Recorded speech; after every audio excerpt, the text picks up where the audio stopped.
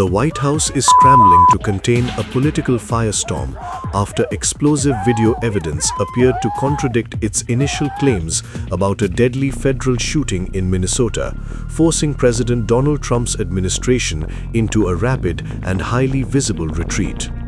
The victim, Alex Pretti, was shot dead by U.S. Border Patrol agents during an encounter that immediately ignited controversy and outrage across Minnesota and Washington alike. In the hours after the shooting, senior Trump administration figures described Pretti as a violent threat, portraying him as a domestic terrorist who intended to assassinate law enforcement officers. Those claims were broadcast forcefully by figures close to the president, including senior White House advisor Stephen Miller and Homeland Security Secretary Kristi Noem. But that narrative began to unravel as video footage surfaced and spread rapidly online, showing Pretti tackled to the ground, disarmed, and then shot repeatedly in the back.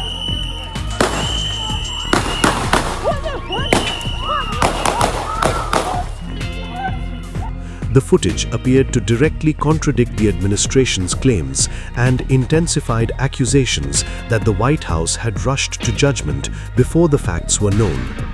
Officials soon realized that the language used to describe Pretti had transformed the killing into a much deeper political liability for the president.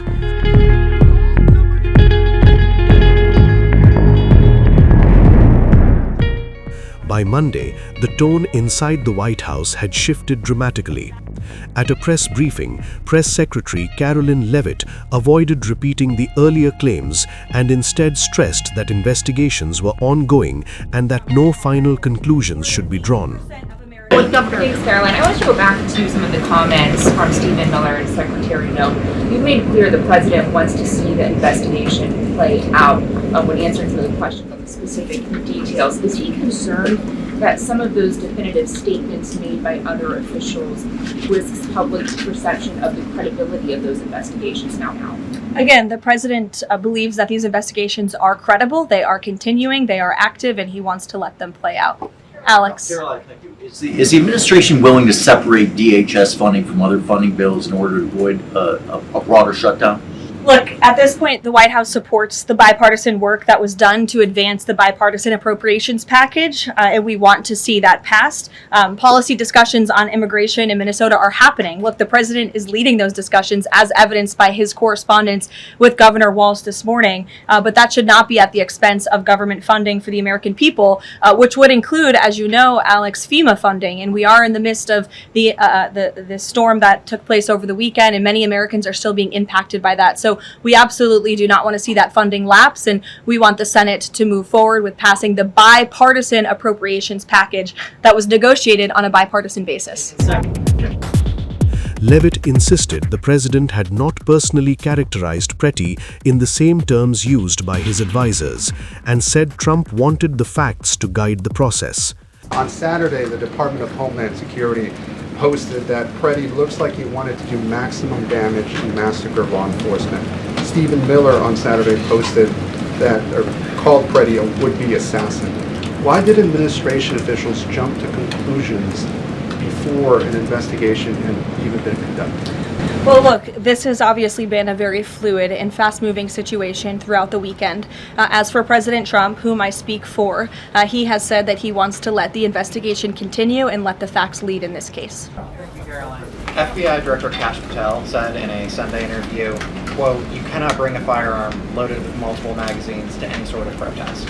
Does the president believe the Second Amendment rights remain in effect even when protesting? The president supports the Second Amendment rights of law-abiding American citizens, absolutely. There has been no greater supporter or defender of the right to bear arms than President Donald J. Trump.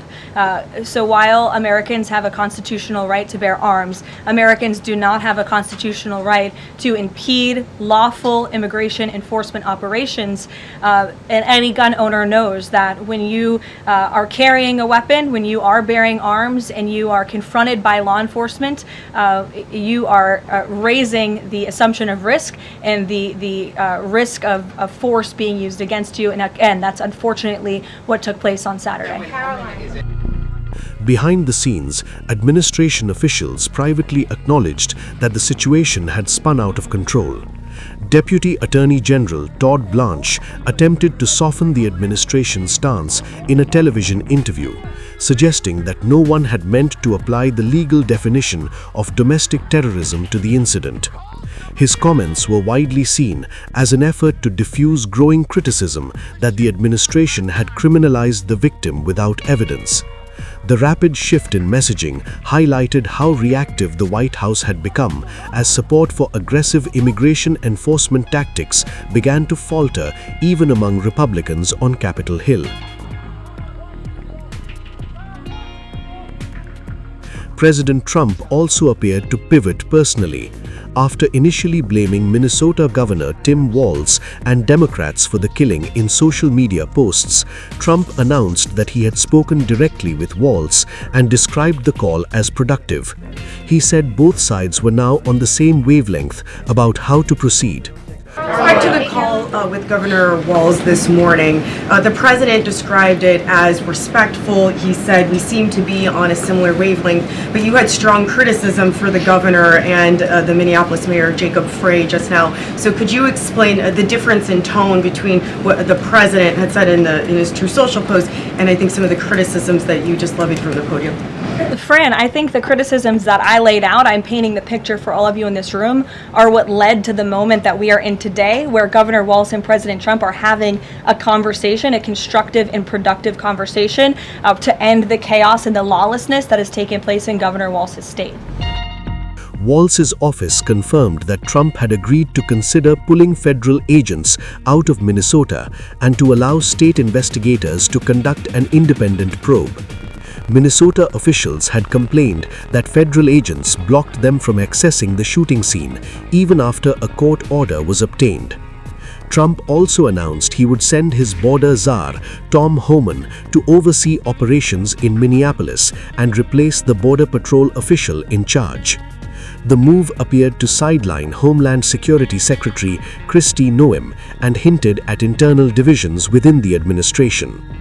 Despite this, Leavitt continued to place blame on Minnesota's Democratic leadership, arguing the tragedy stemmed from resistance to federal enforcement. Will his mission continue to be focusing on illegal immigrants with a criminal history, or will it be on illegal immigration generally? Mr. Homan will continue to enforce our nation's immigration laws, especially deporting the worst of the worst criminals in Minnesota who have committed violent offenses. And I would just remind all of you that this important work is continuing to be carried out. In just the last few days, I'm happy to provide this packet to anyone in the room.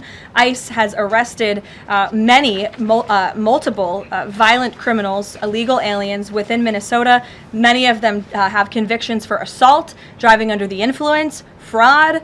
This individual here I'm looking at was an aggravated felon with multiple convictions for larceny. With regards to the deployment of Tom Homan to Minneapolis, should the deployment of Mr. Homan to Minneapolis be seen as a sign that the president is dissatisfied with how the officials on the ground had handled the incident? No, Mr. Homan is doing an exceptional job, and he has been working with Secretary Noem and President Trump over the course of the last year.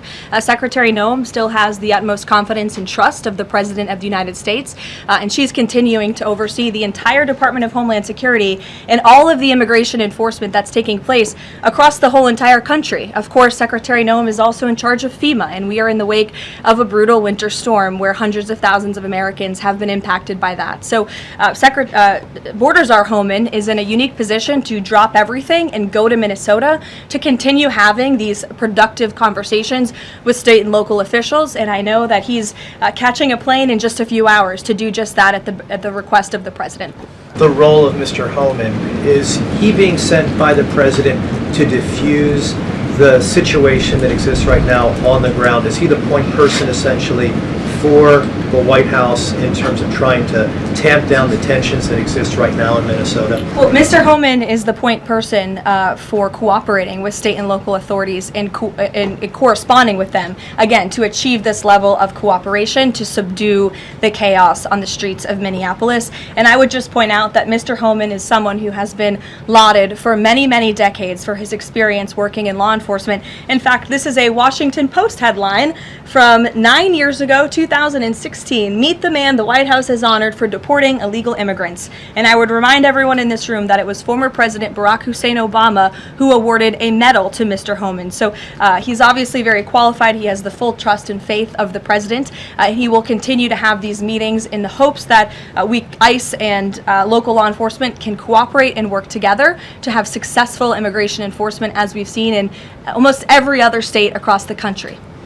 Privately, officials suggested the shooting may have been a tragic mistake, triggered by agents who believed a gun may have discharged unintentionally after being confiscated. But critics say the episode demonstrates the dangers of defending law enforcement actions before investigations are complete. They tell us, and this is their words, this is the single largest deployment of immigration officers in one place at one time, in a state that is not even in the top of immigration. What justifies this disproportionate flood?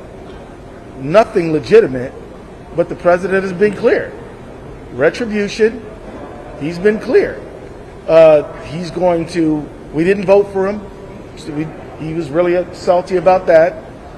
And it's unjustified and illegal, and we are praying for the relief that the state of Minnesota needs from the court. We were doing immigration enforcement before Operation Metro Surge. It was happening. It was functioning. Nobody ever complained that we weren't doing immigration enforcement. This just unjustified escalation is an intrusion.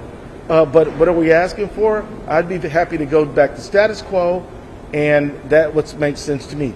And I'll just say on my own behalf that the Pam Bondi letter, it kind of reveals what this is all about.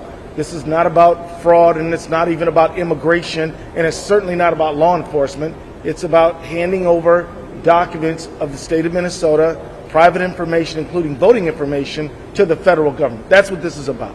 And that's why we're fighting it.